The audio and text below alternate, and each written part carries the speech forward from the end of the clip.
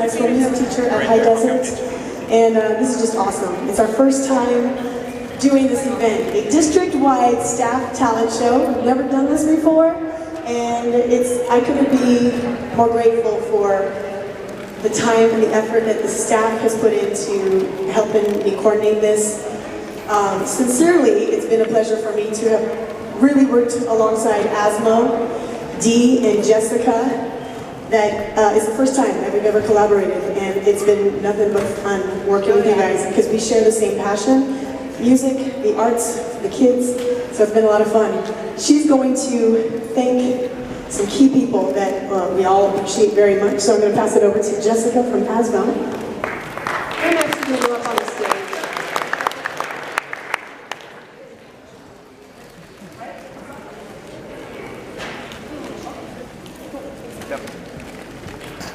Hi.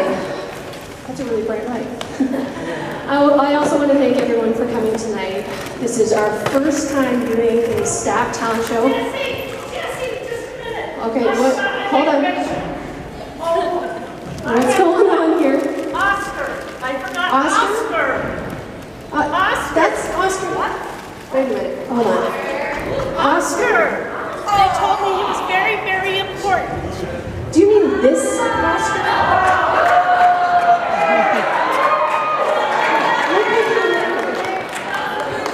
I don't know why I thought of Oscar the Grouch. He doesn't have any sense of humor. No, he doesn't have any sense of humor whatsoever. Thank you. That, ladies and gentlemen, is Dee Holland. She is the one that thought of this whole thing. And she deserves a round of applause. Anyway, for those of you that don't know what Asmo is, we are a non-profit organization completely funded by the community and parents, volunteer run, so if you want to join us, you're more than welcome. I do have a few that I need to thank sincerely. First being Mr. King, our superintendent, who will be performing tonight. We have Mr. Brockway, who is the principal here at West High School. In the audience is also Mr. Armstrong, who is our acting principal at High Desert. We have a couple of board members here tonight, Mr. Mike Fox. And some of you may recognize this person's name, Tim Jorgensen. Woo! I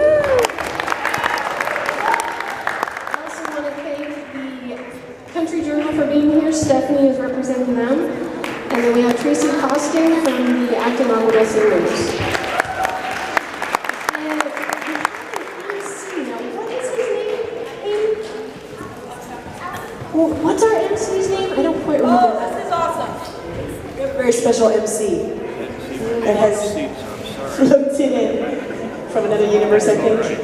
Can we give it up for our MC of the evening? Some of you might know him as a math teacher at Vasquez High School, but it's not. It's Captain Kralik, everybody!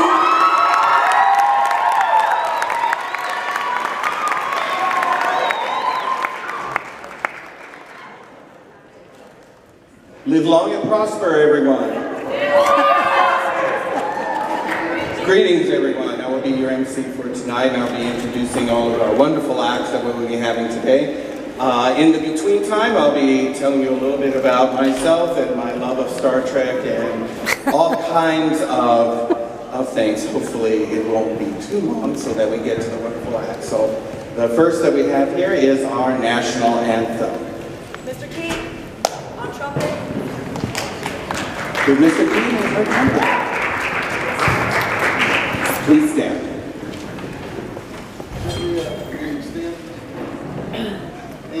Yes. Oh, yes.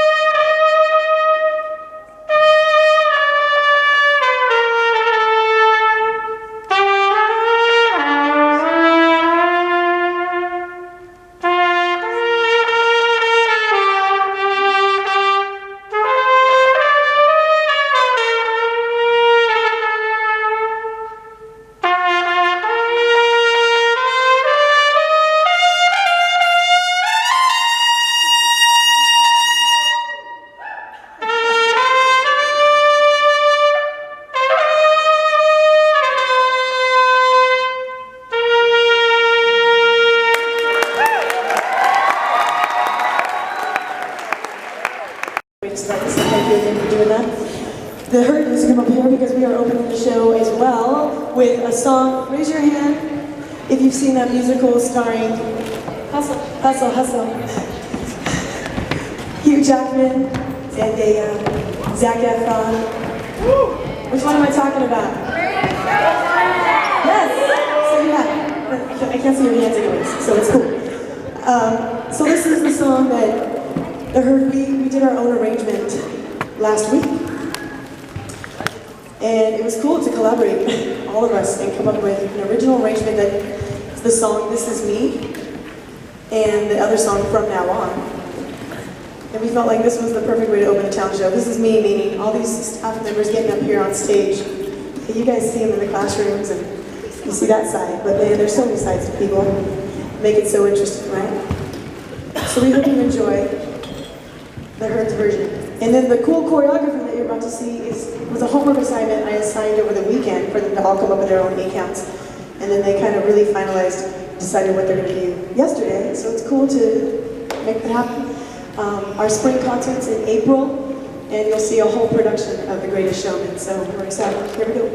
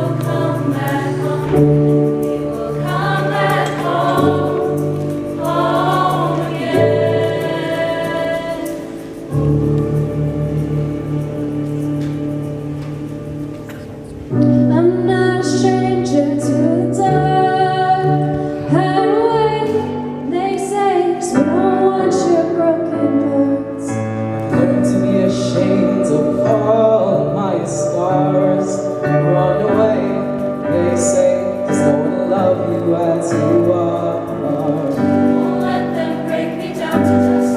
I know that there's a place for us.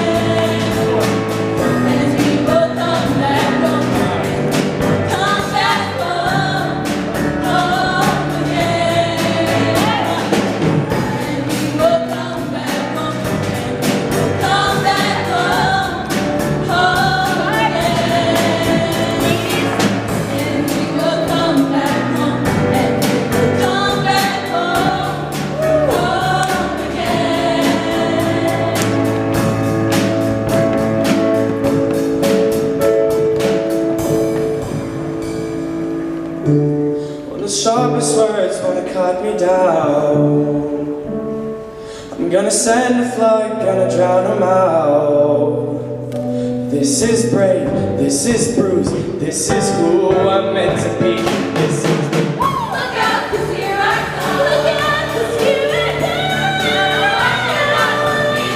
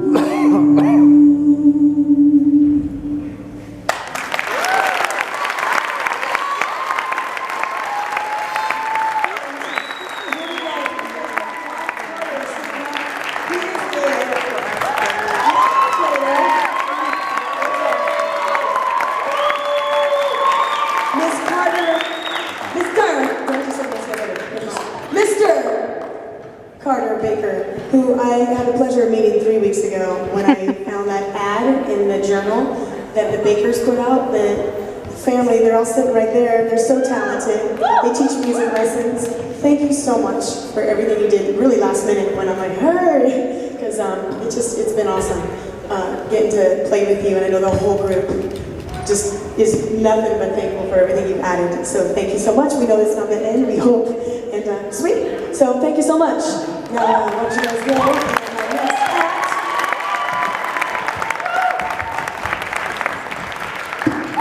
Nice job, guys. Nice job. Mr. Spillman. Ooh.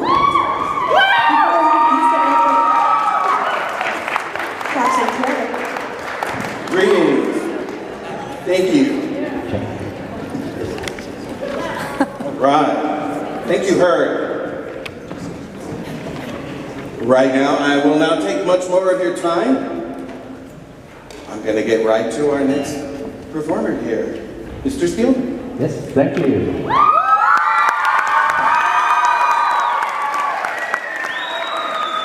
Thank you. For anyone who happens not to know me, my name is Larry Spielman. I've been teaching at High Desert School now for 25 years. This is my last. Retiring at the end of the year. And I'm going to share a song with you by one of my favorite singers and performers that almost nobody knows.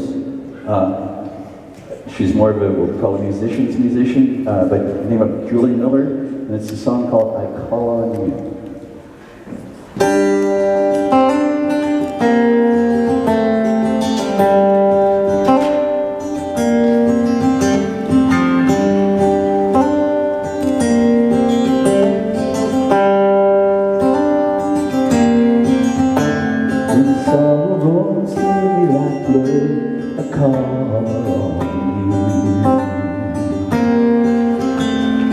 Drowning my heart in a flood, I call on you. You are the growth of my wine. You are my medicine too. You're the remedy, you are the cure, I call on you. When trouble has swallowed my soul, I call on you.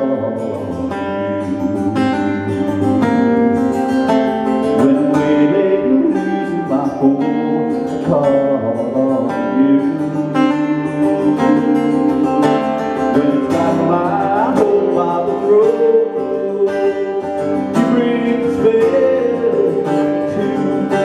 Put your love on me like a gold. I call on you. I call on you, you carry my load. I call on you, you're the way down the road. I call on you.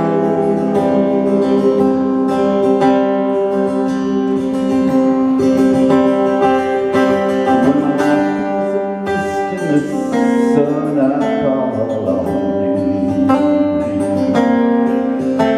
When my conscience won't lay down its gun, I call on you. I am an orphan of the war. I am a criminal too. But I hold my hand with a scar. I call on you. I call on you, you carry my load. I call on you, you're the way down the road. I call on you.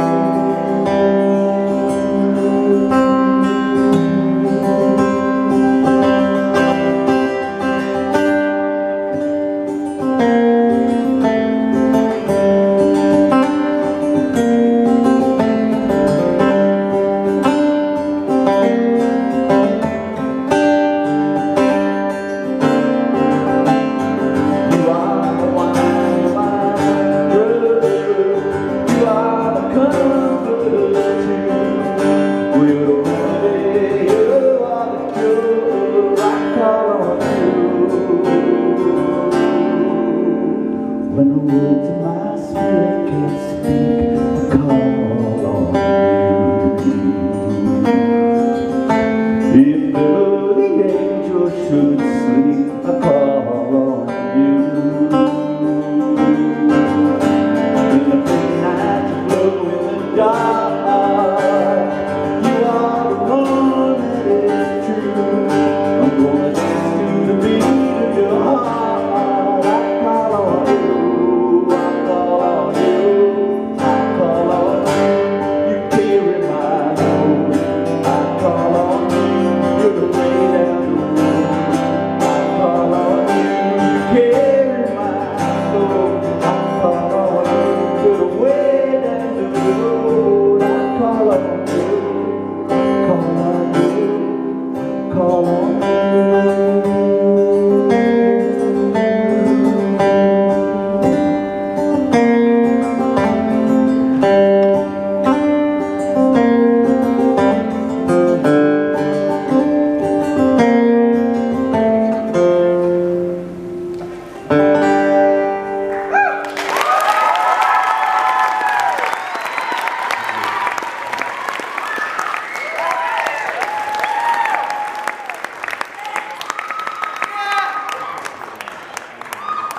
Thank you very much. Wow. I didn't know all the kinds of talent that we had here. And I was thinking, 2 minutes until the next mission. thank you. Thank you there, Miss, never mind. Amy. Never mind. Like Mrs. Sari said, this is live, so that's what makes it fun.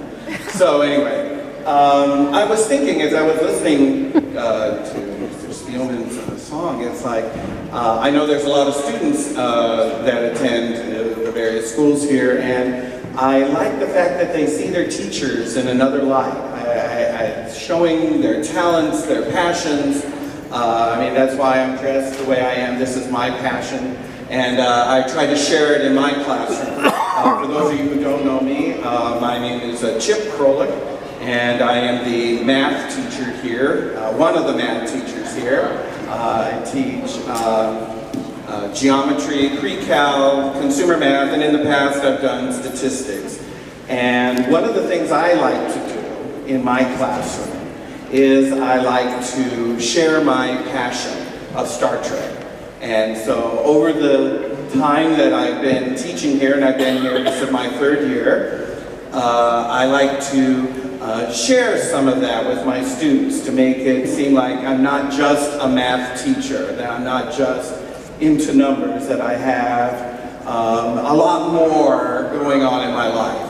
And so I decorate my room with the various paraphernalia that they see. You know, I warned the custodial staff the first day that I arrived that I was going to bring in Commander Riker, which is a big standee about so high, cardboard standee that I have in my room. I now have another standee, which is Mr. Spock. I'm very partial to the original series for those who know anything about Star Trek. Excellent.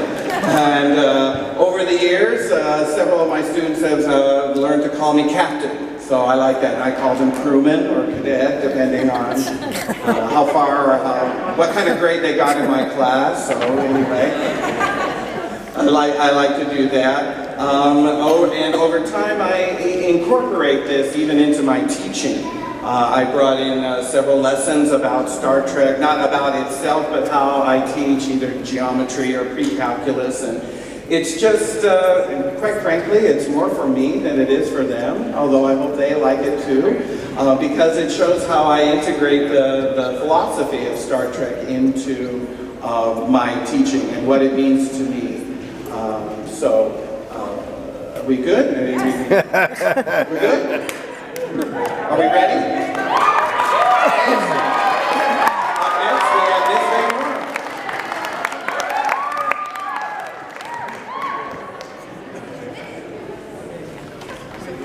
All right, so I should introduce myself. My name is Mr. Spielman. I've been teaching for about 25 years, and this unfortunately is my very last year teaching. Just submitted my paper today. So, welcome to my science class. So we're going to enter the classroom. Greetings, Earthlings. Enter my lair, if you dare. All right, make sure you're doing your warm-up. Man, it's definitely Monday today. I just couldn't sleep last night. I went to bed and lay awake all night trying to figure out where the sun went. And then it dawned on me. I finally fell asleep and I had a dream that I ate a giant marshmallow. When I woke up, I couldn't find my pillow. I just don't know what happened. Oh, there was our timer. Oh, look at the time. Okay. All right, back to work, back to work. Gotta refocus. Today, we're going to be starting our plant project. So let me get our plant project board over here. Sometimes I leave stuff in the hallway. The other teachers love my hallway.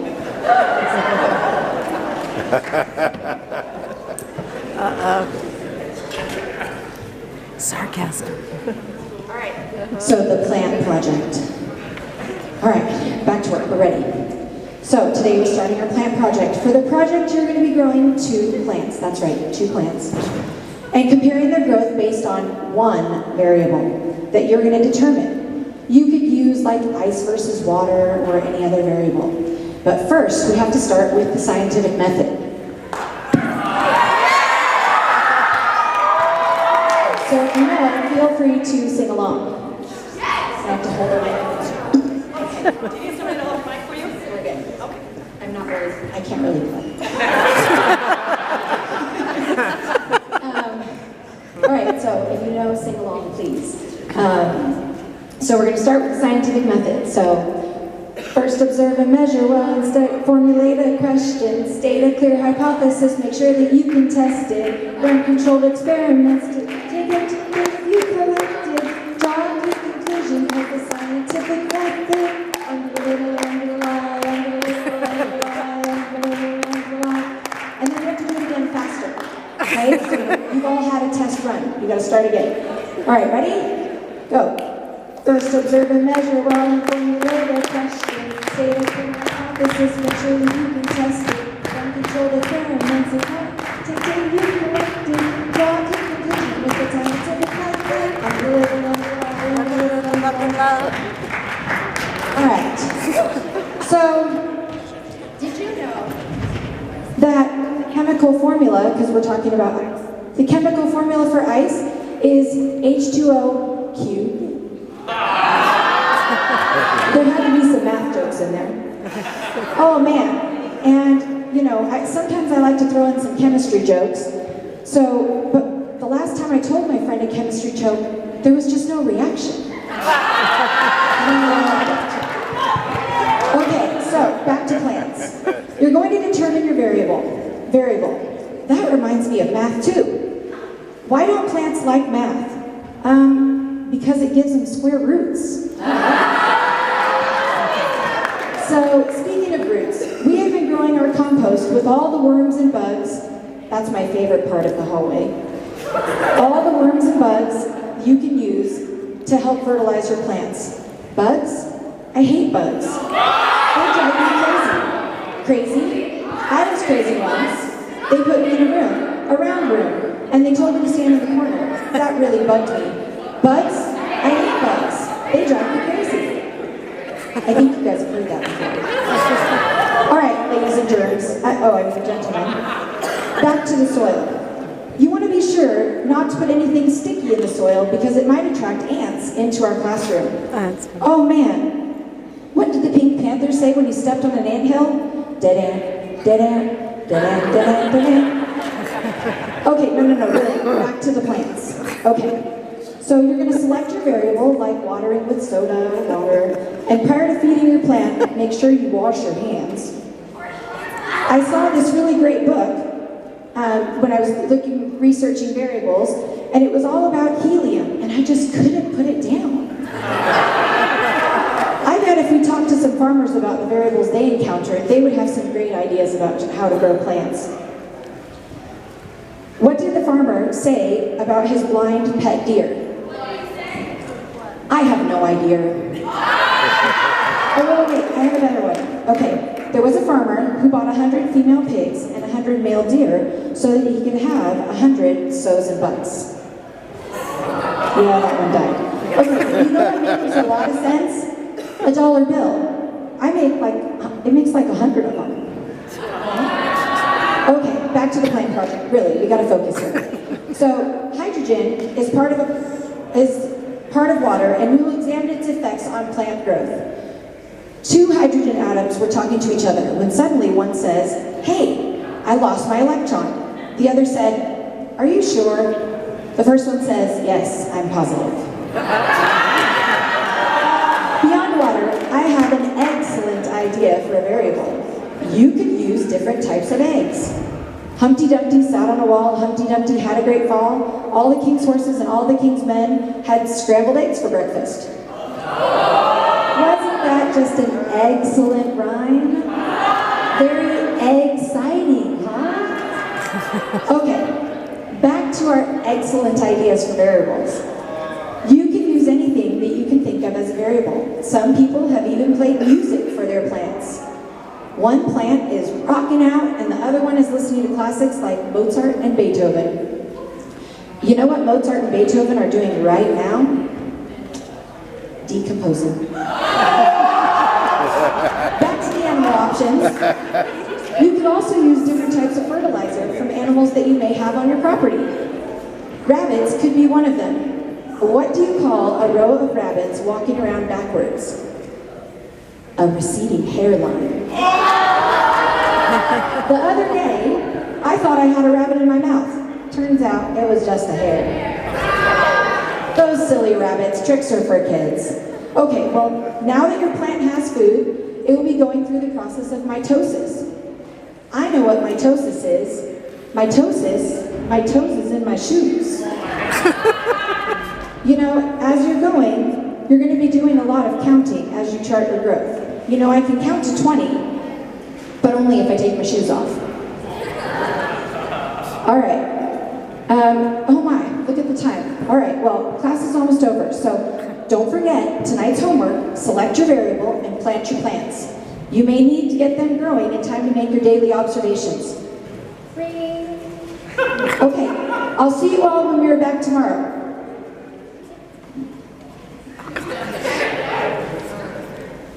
Okay, see you tomorrow. Because the cat came back the very next day. The cat came back, oh, they thought he was a goner, but the cat came back, he just couldn't stay away. No, no, no.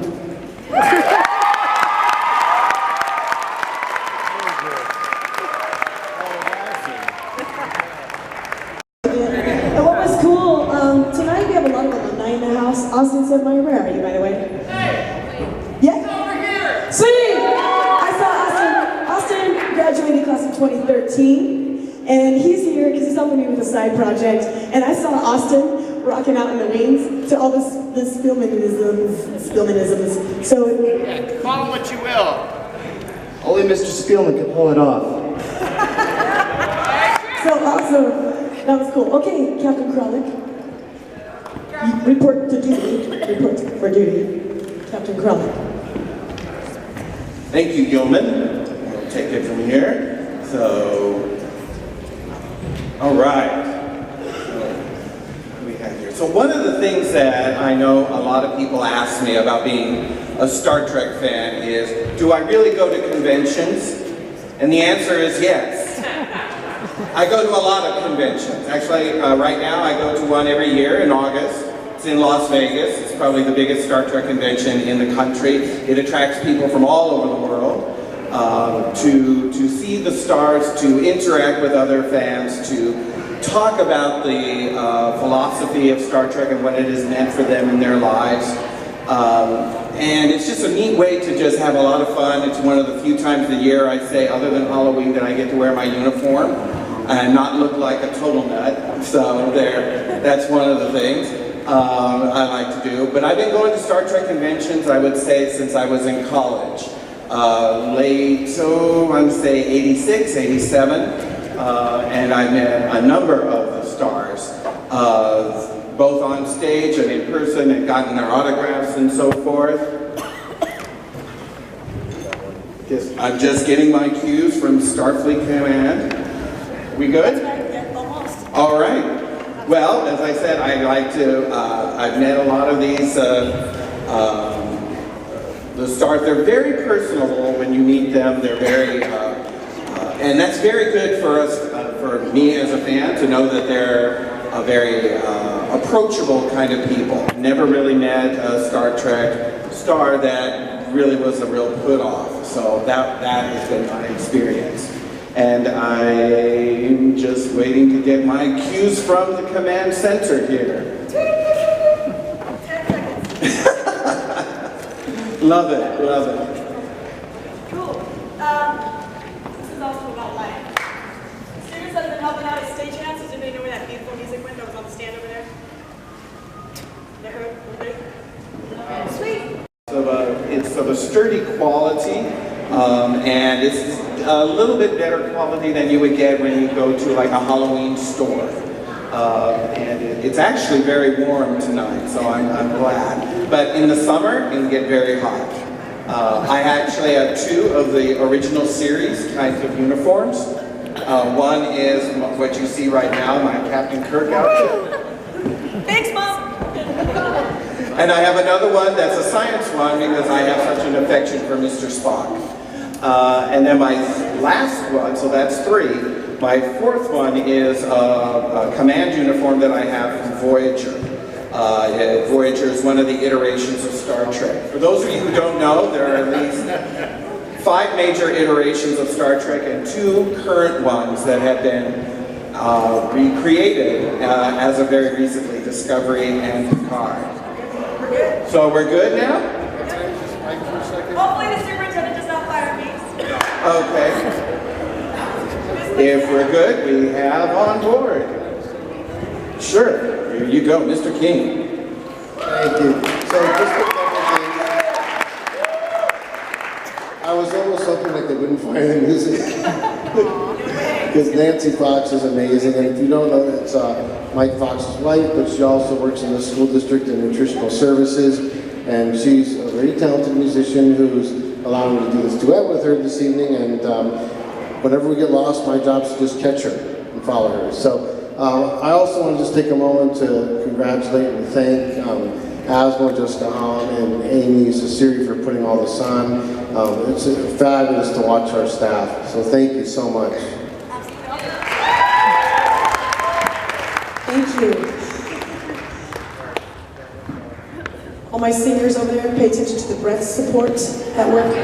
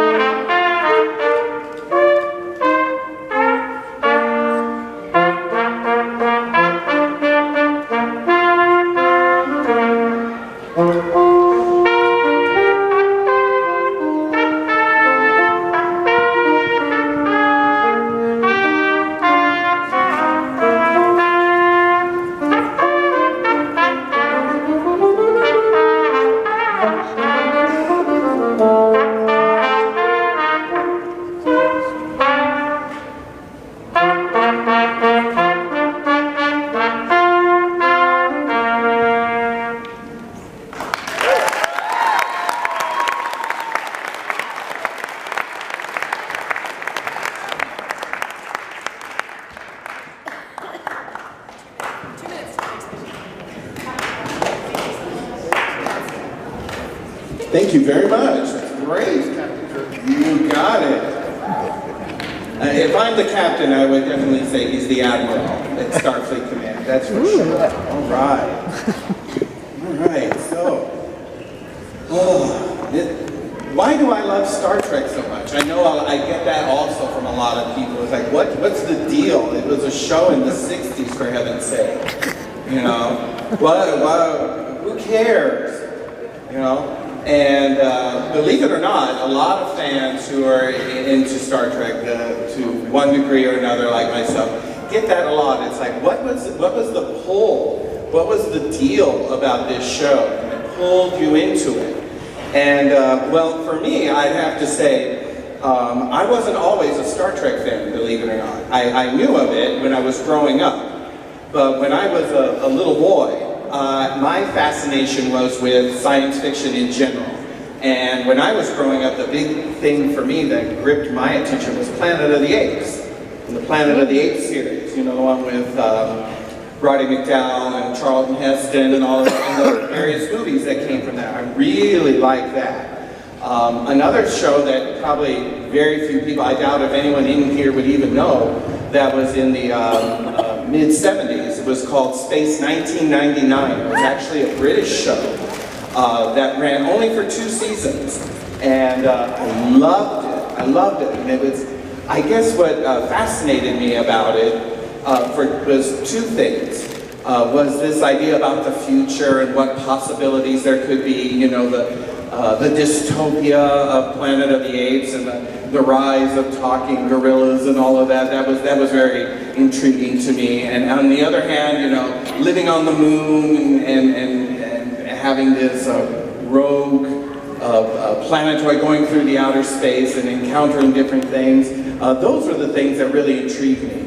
So, and if we are ready, we have our next away.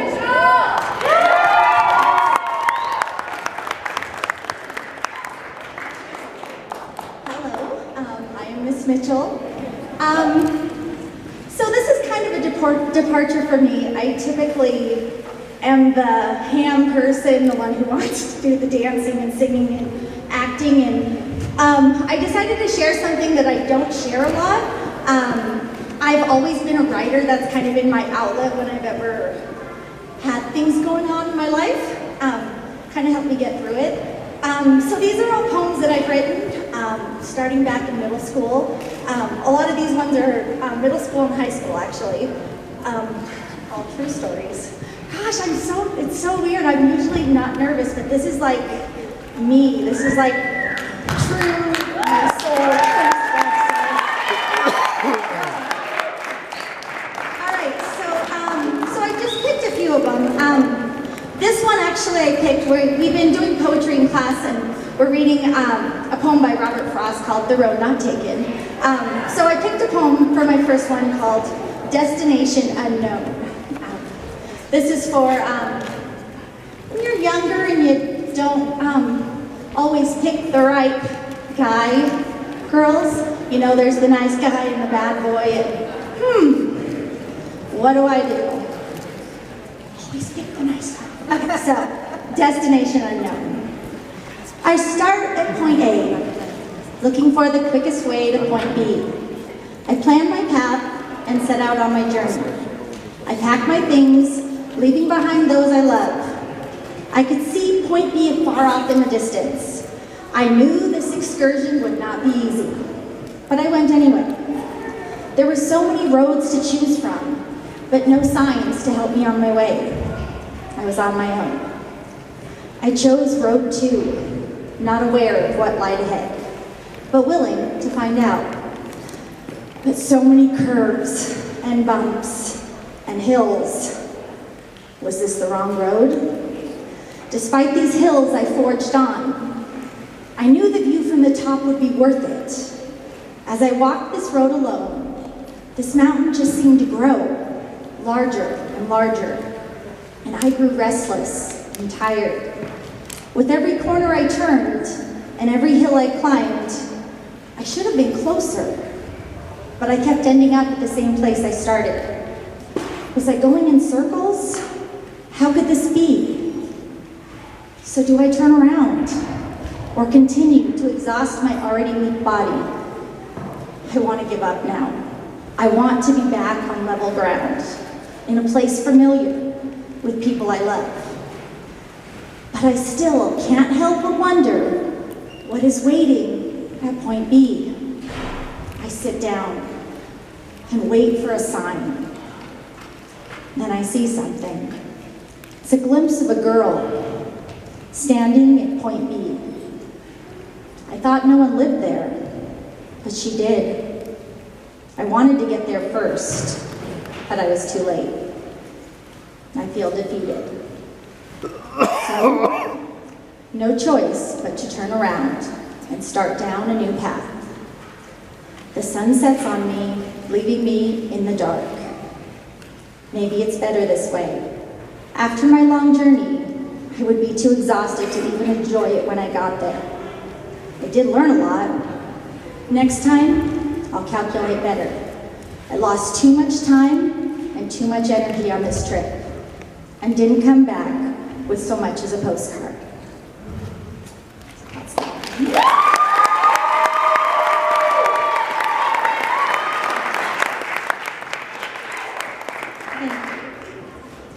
Okay, so this is another one. This one is called Quite by Accident.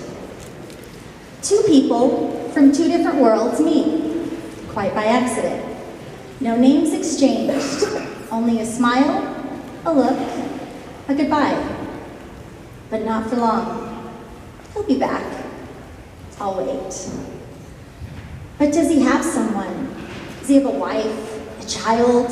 Is he smart? Is he dumb, strong, weak? A smile can tell a lot, but not all. I have to ask, but how? Once I cross that line, our unspoken passion has vanished. Right now, it is so safe.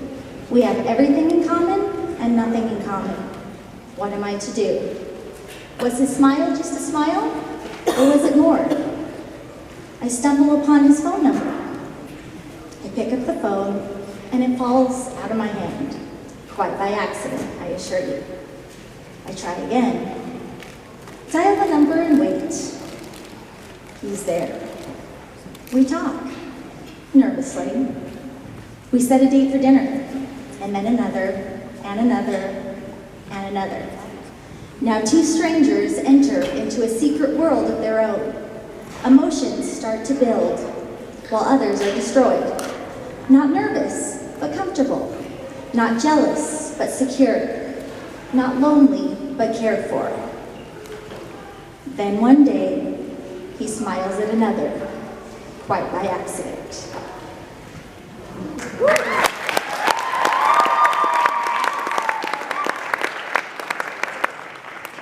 Okay, and I'm just going to do one more.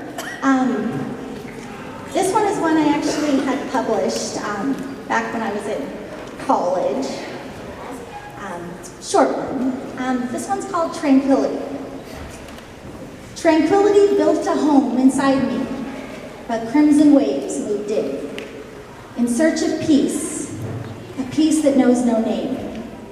What I thought was a butterfly was a bee with such a sting that I feel sick. Gravity left my life, allowing me to fly and dream. When it returned, I hit the ground so hard I couldn't move. Paralyzed, physically, emotionally. Emptiness filtered through my pores and entered my blood, becoming part of me. My brown eyes now bear a bright shade of red, allowing me to see the world differently. I now yearn for stability, the one thing I already had. While in search of life, I let mine slip away.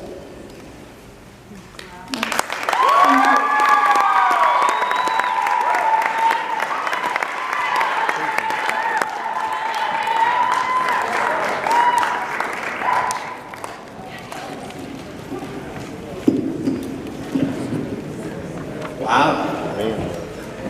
Thank you, Katie. I can see why that got published. That's amazing. That's terrific. And I love that. I love that we have such.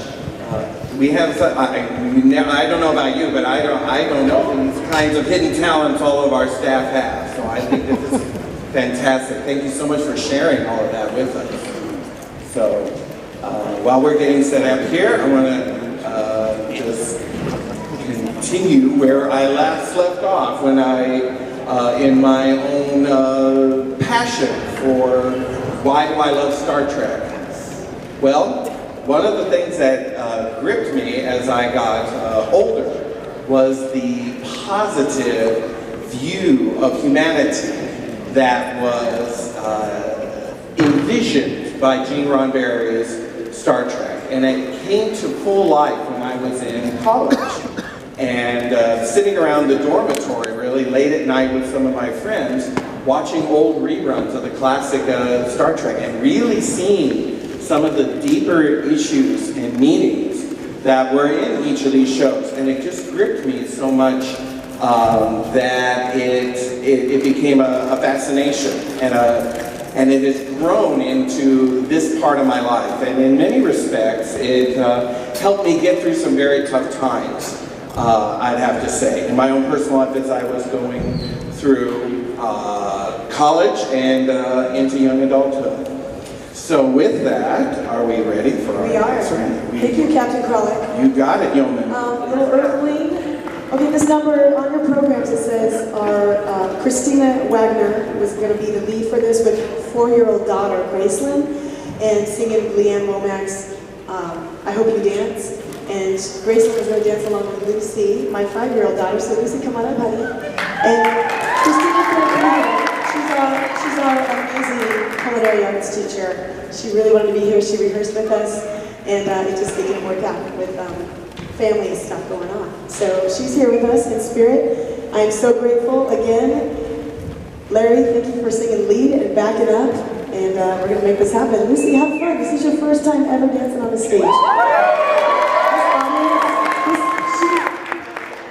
I don't know what she's going to do, because she's doing what she wants to do, and she has it all in her head and her mind, and it's perfect. You're not going to make any mistakes. You're just going to have fun, like all of us are tonight. Cool? So here we go. Can I get this a little hotter? Thank you so much, Brianna. Here we go.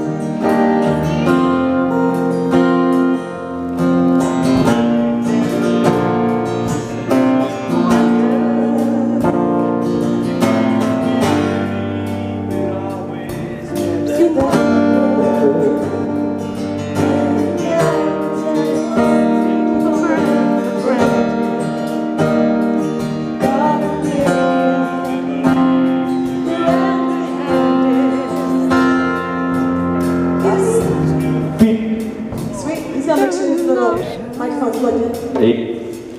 Because Lucy's like, well, I need those lyrics to lead me. That's cool. She'll come back out when she hears the lyric. Sweet. Here we go. Can we have one of the herd people get that yellow mic ready to go for him? Or that works. This is the fun about life, right? There's so much character. He's like, yes. Oh my goodness. Yes. Check. There we go. Thank you, Ms. Lundquist. Okay. When you never take one single breath for granted, God forbid love ever leave you empty-handed.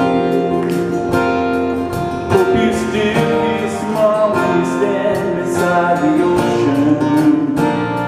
Whenever one door closes, I hope one more opens. Promise me that you give faith patience. When you get the choice, sit it out or dance.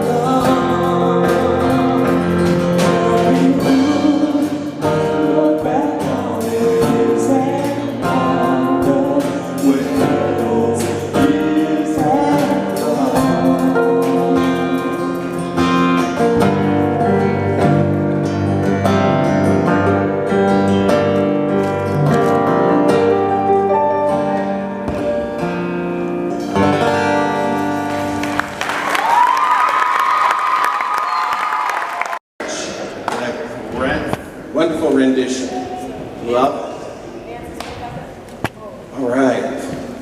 So, enough talking about me. You got 25 seconds. You got it. Excellent.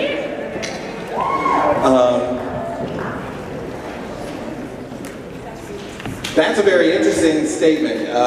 This is a little bit of trivia. So if ever you're on a Jeopardy show and the category is Star Trek, if the question is, when was the phrase "beam me up, Scotty" ever used? The answer is never. Never. No, never. It was never uttered in any of the shows or the movies. It's a popular expression that came as a result of fandom, but you will look in vain at any of the Star Trek episodes or shows, and you will never hear that expression. You get, the closest that you get to it is in the movie Star Trek IV: The Voyage Home. You know, the one with the whales? Where Captain Kirk says, "Beam us up." And that's it. That's the closest you'll get. So. Right, like A minor something. It's cool. Have fun. I wish I could do what you were doing. Go.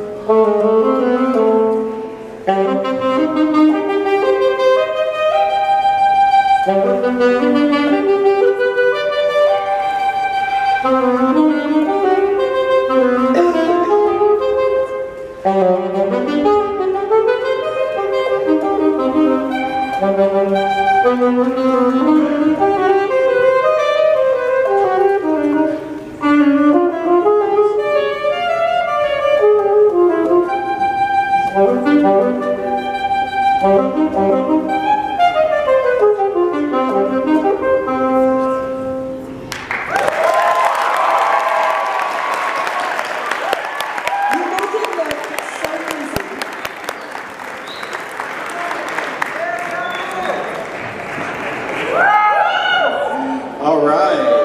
Well, I hope everyone's enjoying all the talent that we've seen so far.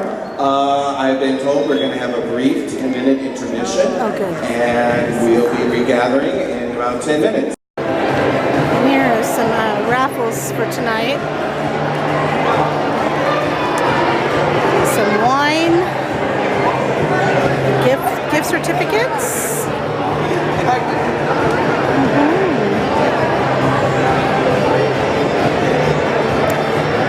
I believe they do a 50-50 raffle, but I'm not sure about that. Okay. Today, first off, can you please turn in your homework from this evening? And today we'll be taking notes on George Washington and other historical figures. Can I turn this in from 3 years ago? I really need to get my grade up. My parents are really getting on me for this. No, sorry. You weren't even in this class 3 years ago. Hate me. Okay, moving on. Please remove your hood. We don't wear hoods in class. Okay, as I was saying, I'll pass out your worksheet for today, and please take notes on our lecture.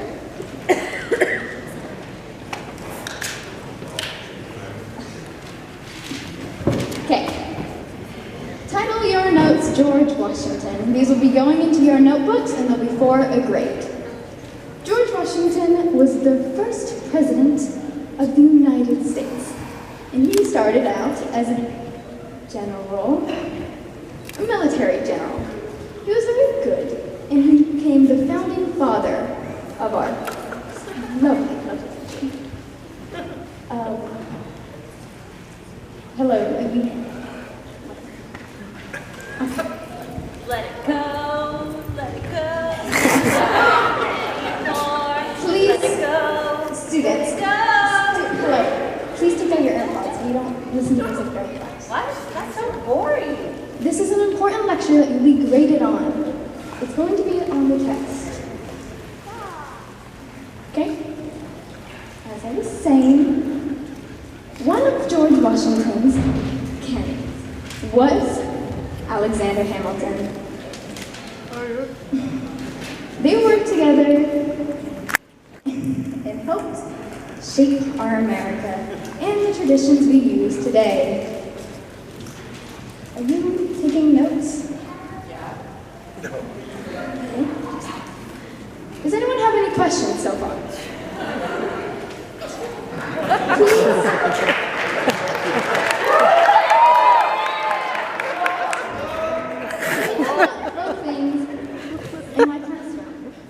And put away your phone.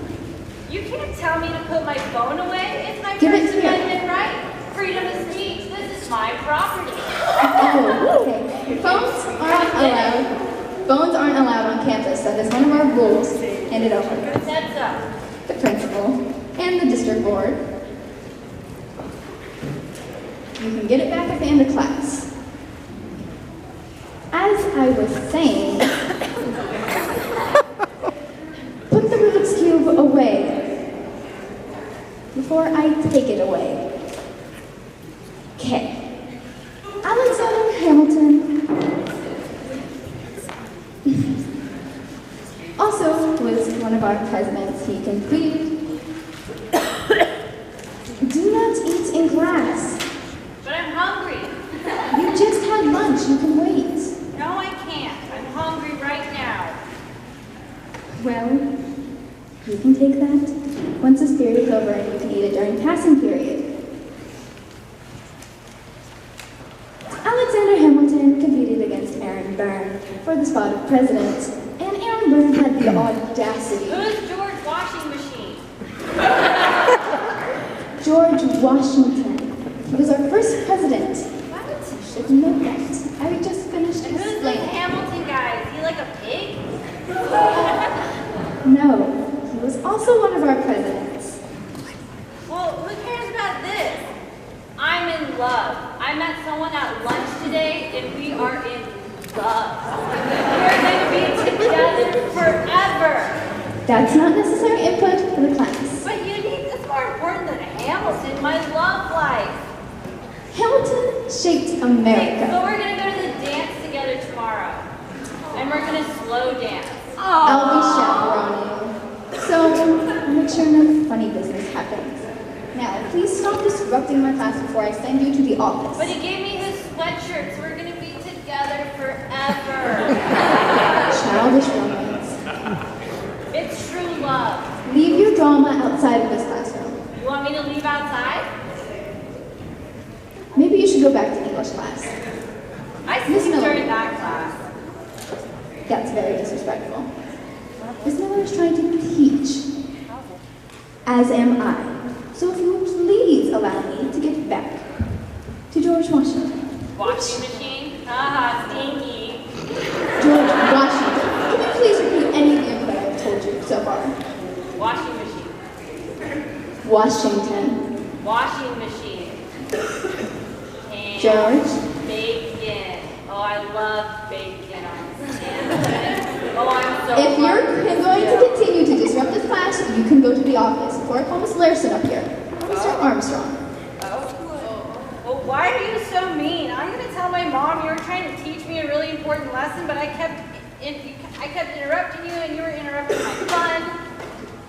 You hate me. I am trying to do my job as an educator. This is important. I can just not teach you. I am here to supervise. I give you the textbook and you can learn on your own. You'll be graded by your testing. a nap. You know what? Thank you. Class dismissed.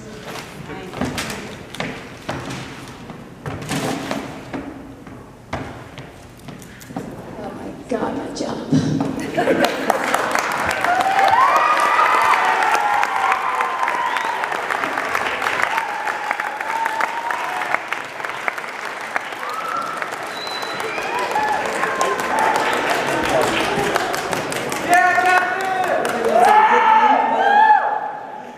Oh my goodness, just witnessed my geometry class.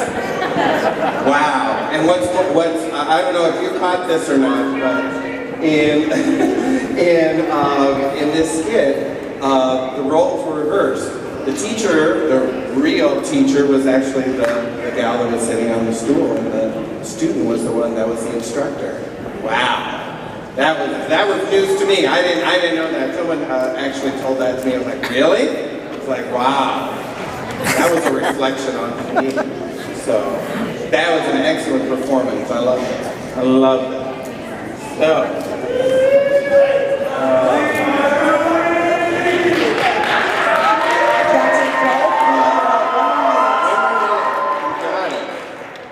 Oh my goodness.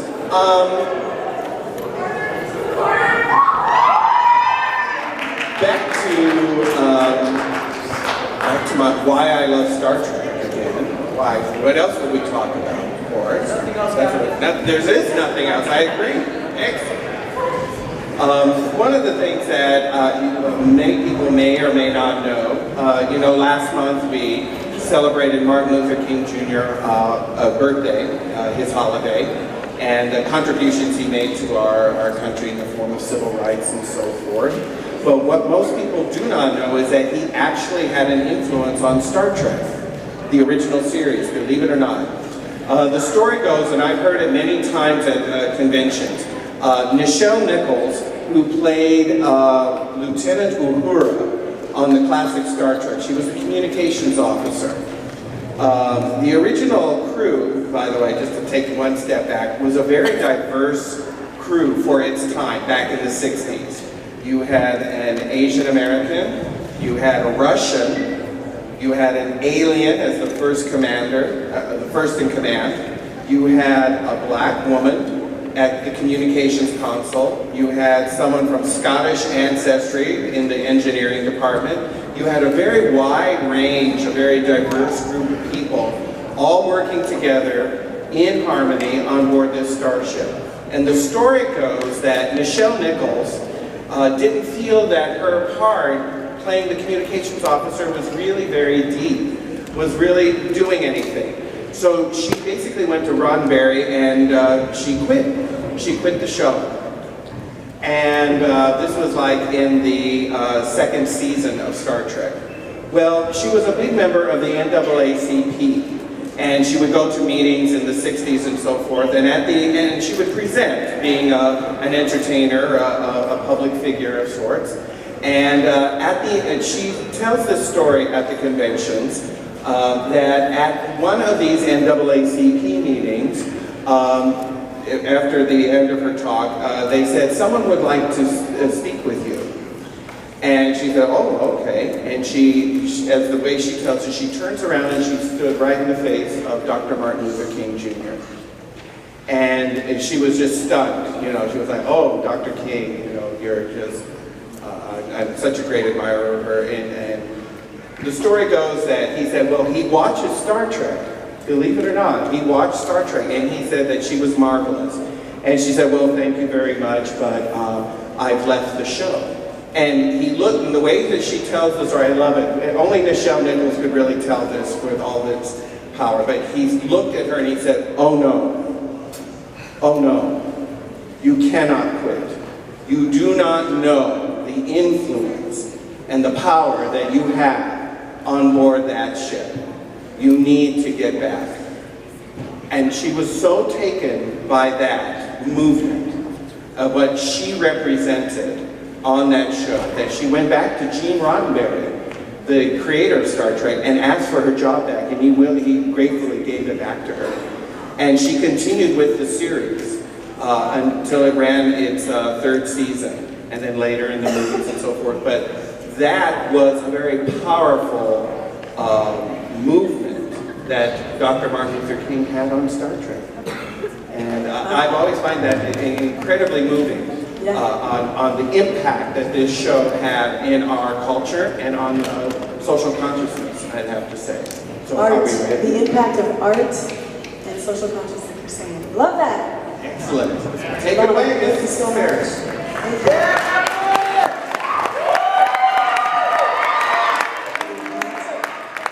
So this was really cool. When I thought about what I was going to perform, I'm thinking as a singer-songwriter I was going to do as a number just by myself, and then that would have been too easy. And I had a song that kind of really impacted me as a teacher. I don't want to tell you what it's about, because I want you to interpret it yourself, but it's called Hitting You. And I wrote it 10 years ago, this song. And there's a lot of stuff going on in schools all over this nation, and we were all feeling a really heavy day a couple years ago. And this is the first song of mine that just came to me that day and gave me some love that music does for us. It heals us, you know? And then my husband helped me finish the song, because it wasn't done, and we worked on the bridge together, so thank you so much for helping me finally finish the song. What makes it really the best for me is that these people on stage, Mr. Jordan Keeger, did I say that right?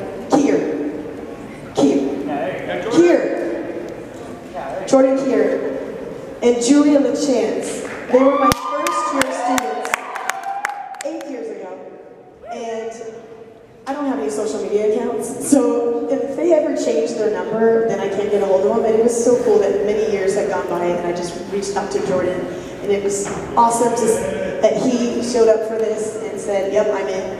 Thank you." He's doing a lot of cool stuff as a professional guitarist and singer. He sings. Yes, he does. And Miss Julie LaChance, same thing when I reached out. It was so cool to still feel the love and the support that we all had so many years ago and continue to have. We're always connected. And Carter, y'all know who Carter is, and he's back right here. I hope you enjoy this song called Hitting You.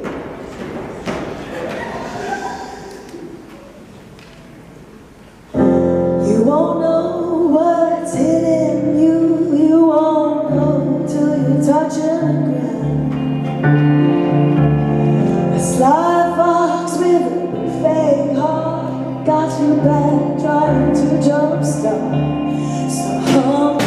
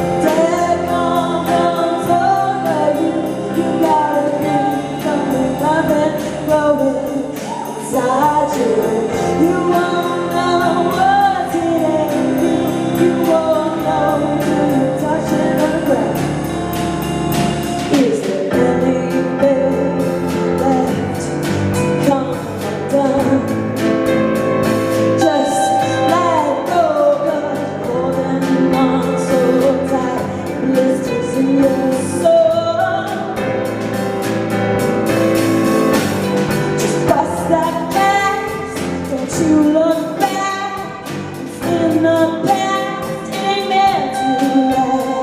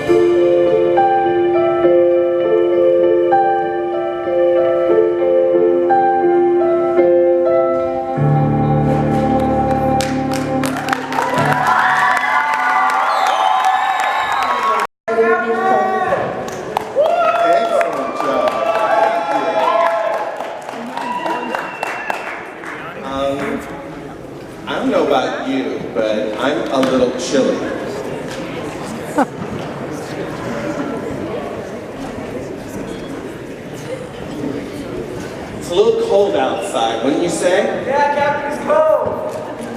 Fortunately, Starfleet has come up with this little gadget called a phaser. And it's a little handheld device. It can stun a Gorn at 50 paces. It can withstand a Klingon attack. And it can also be used as a device to heat up the things like old rocks.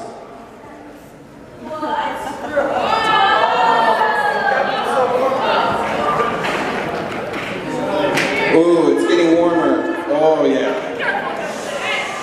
Ooh. White hot, yeah. Oh. Ooh, yeah. Love it, love it. Love it. Yes, yes. That's the effects of technology used in a proper manner, can be used to benefit and boldly go humanity to wherever it has gone before. So at this point, I believe we're ready for this taxon. Thank you for the education.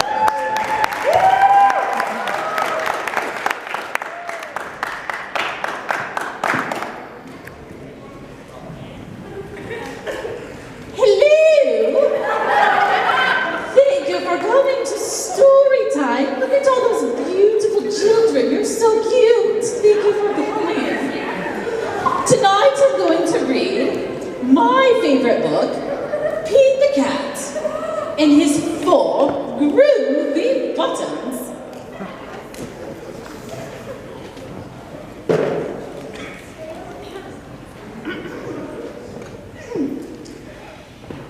Pete the Cat put on his favorite shirt with 4 big, colorful, round, groovy buttons. He loved his buttons so much, he sang this song. My buttons, my 4 groovy buttons, my buttons, my 4 groovy buttons.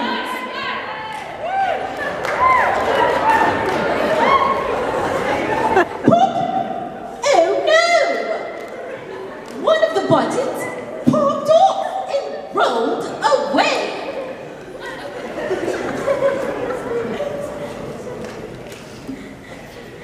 How many buttons are left? 3. No way!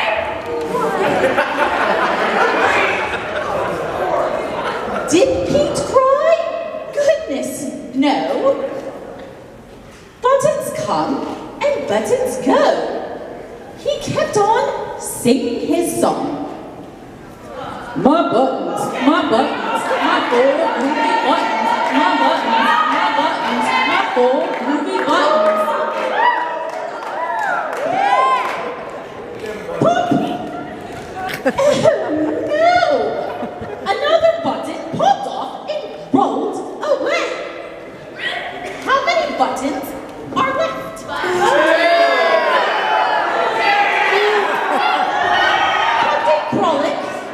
Somebody said 1. They need to go back to your class. 2 buttons are left. Did Pete cry? Goodness, no. He kept on singing his song. My buttons, my 4 groovy buttons, my 4 groovy buttons.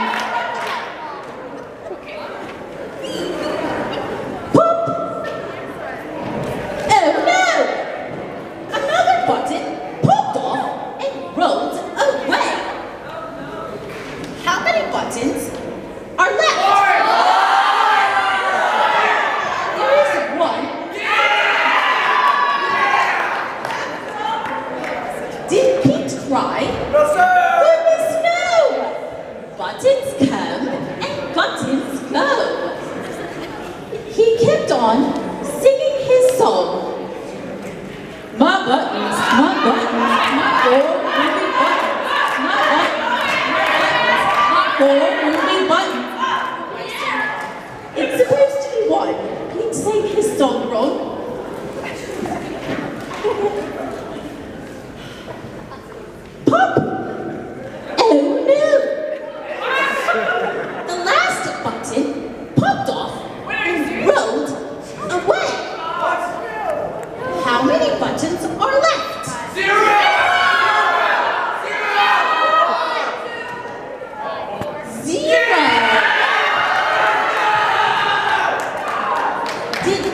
cry?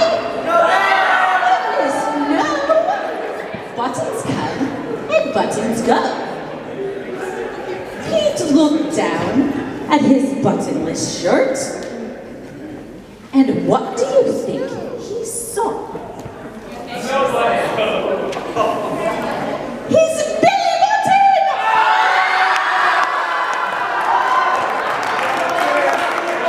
He kept on singing his song.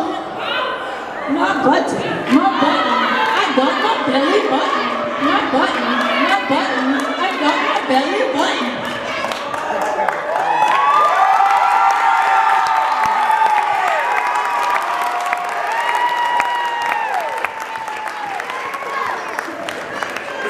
Thank you so much. We got a Taxonia secretary at High Desert. That's nice endorsement for grandma. I just need to be sure, because the order coming out shifted around. Is Dion straight here? Okay, he was going to try to make it if he could get off the shift early enough, but we are going to carry on. Captain Kralik is going to have about a minute while Mr. Sparks and his crew get up here. Here we go.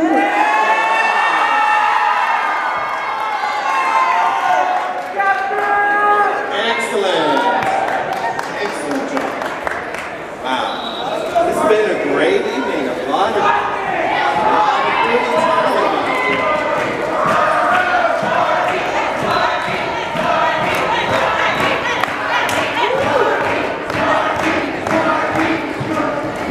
Let's go, Asmo!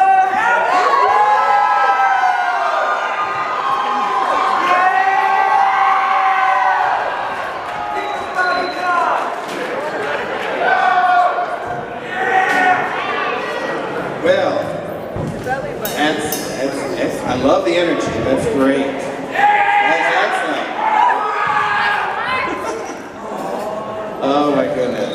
So I hope that through this evening you got a little more insight into my love of Star Trek and what it means to me and what it has meant to our culture at large.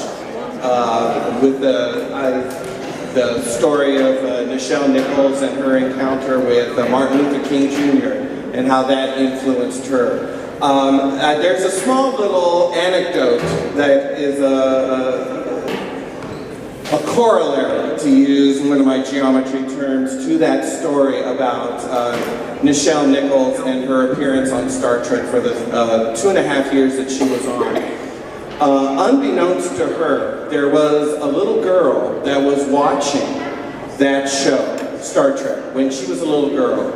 And when she saw Lieutenant Uhura on board the Starship Enterprise, being the communications officer that she was, she remarked to herself this was the first time that she had ever seen a black woman on television that wasn't a maid.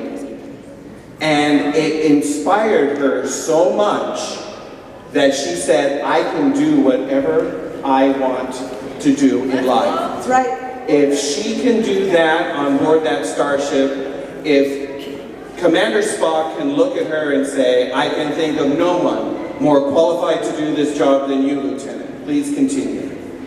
And that affirmation, then she said, I can follow my dreams and be whoever I want to be. This person is Whoopi Goldberg. She was so influenced by the role of Nichelle Nichols on Star Trek that she pursued her dreams to being the comedian, the actress that she is today. And when the Next Generation was being created back in 1987, she asked Roddenberry, she told the story of how she was inspired to be more and everything that she could be by watching Star Trek, that she asked to be on the show.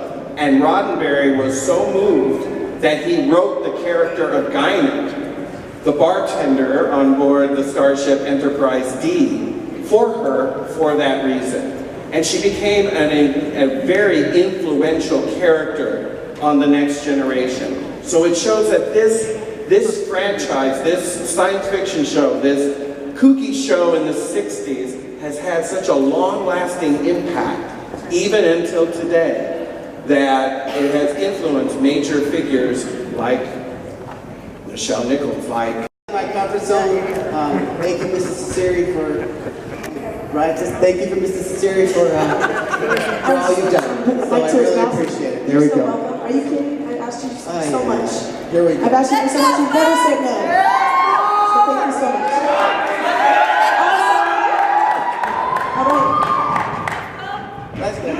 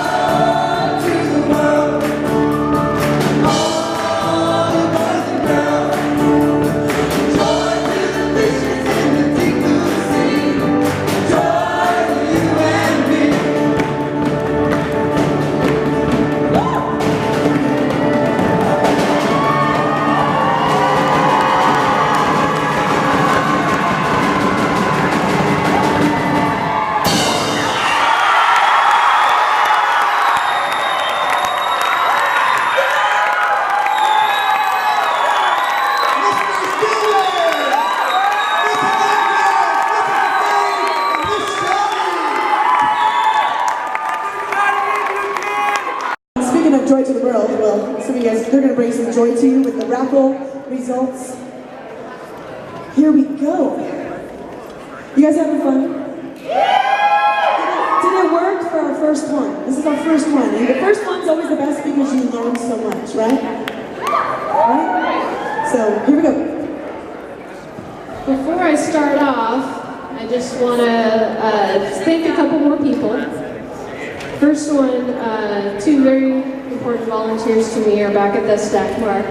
Heather, who's been there every step of the way with Asmo, and then Carlos, who owns Homemade in Agua Dulce. So go have a lunch or dinner there. And,